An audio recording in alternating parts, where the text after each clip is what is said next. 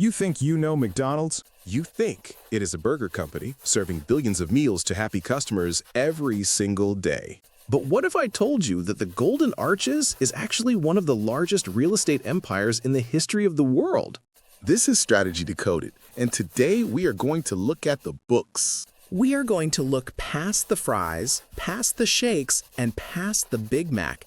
We are going to uncover the financial engine that turned a small burger stand in San Bernardino into a global superpower.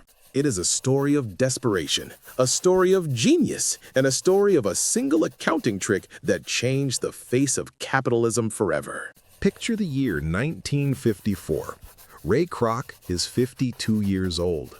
By most standards of the time, he is an old man. He is a salesman, and frankly, he is struggling. He spends his time traveling to offer beverage equipment to various diners. He is weary. He is looking for more prosperity, and he is running out of time to make his mark on the world. Then he sees it, the original McDonald's.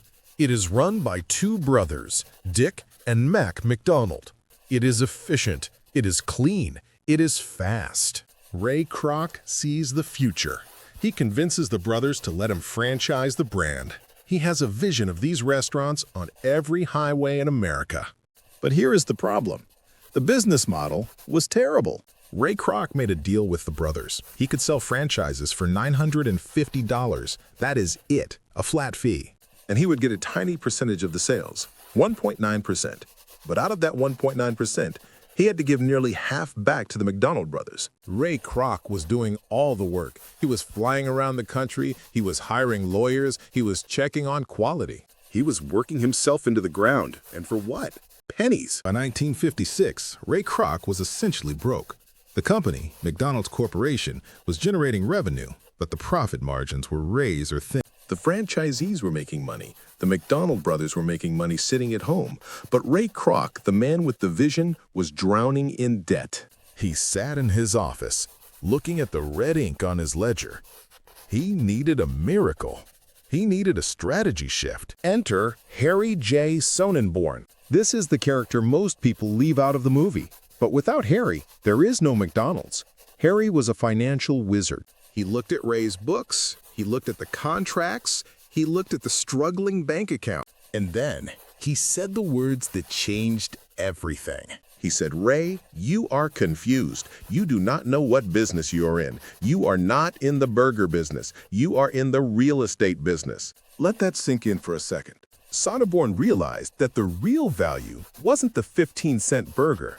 The real value was the land under the restaurant. Here was the plan. It was called the Franchise Realty Corporation. Instead of just selling the license to operate a McDonald's, the company would buy the land. They would find the best location, the corner lot, the busy intersection. They would buy the land or take out a long-term lease on it. Then they would sublease it to the franchisee. This changed the power dynamic instantly. Before this, the franchisee was just a business partner.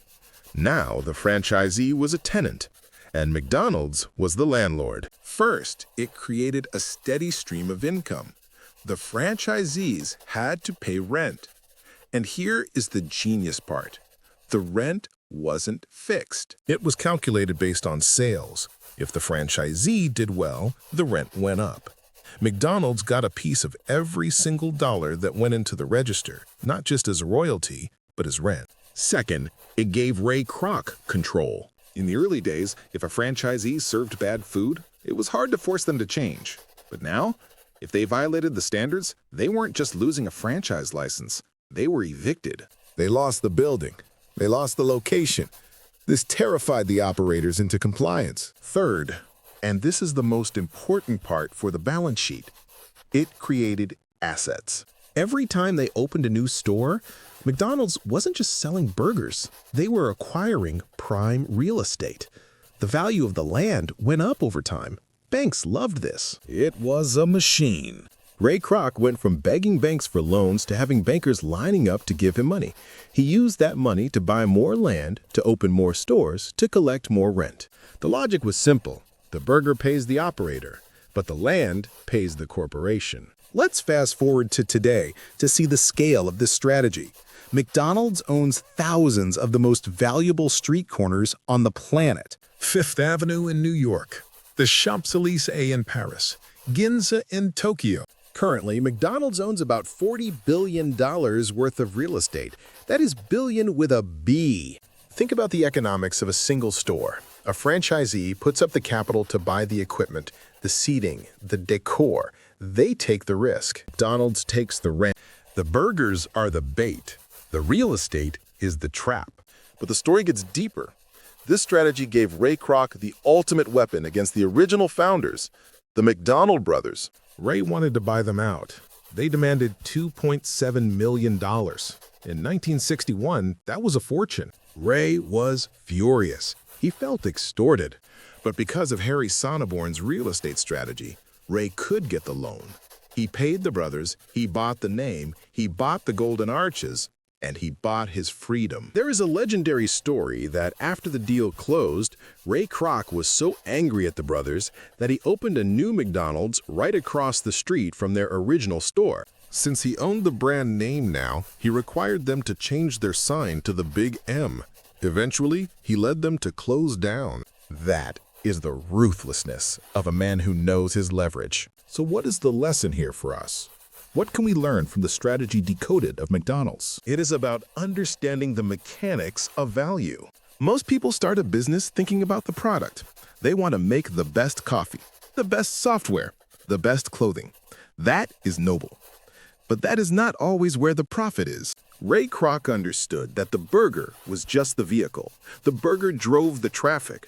The traffic gave value to the land. The land created the wealth. If you look at other major tech firms, you see the same pattern. A leading phone company does not just sell you a device. They provide a smartphone so they can collect a 30% service fee on every application you download. They act as digital property managers. Amazon does not just sell you books. They built a massive server infrastructure, and now they rent it out to the entire internet as AWS. They are cloud landlords. The most successful businesses in the world often have a front end and a back end. The front end is what the customer sees.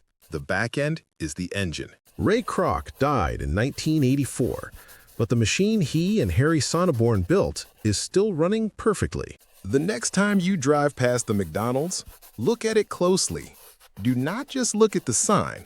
Look at the ground. You are not looking at a restaurant. You are looking at a gold mine disguised as a cafeteria. You are looking at a portfolio entry in a $40 billion real estate hedge fund. And the person eating that Big Mac inside, they are just paying the rent. This is the difference between a small business owner and a tycoon. The owner works in the business. The tycoon designs the system that the business lives within. Ray Kroc knew that to win the game, you do not just play the pieces. You have to own the board. If you want to understand how the biggest companies in the world really make their money, you have to look beneath the surface. You have to decode the strategy. Thank you for watching. If you want to see more breakdowns of business psychology and hidden strategies, hit the subscribe button.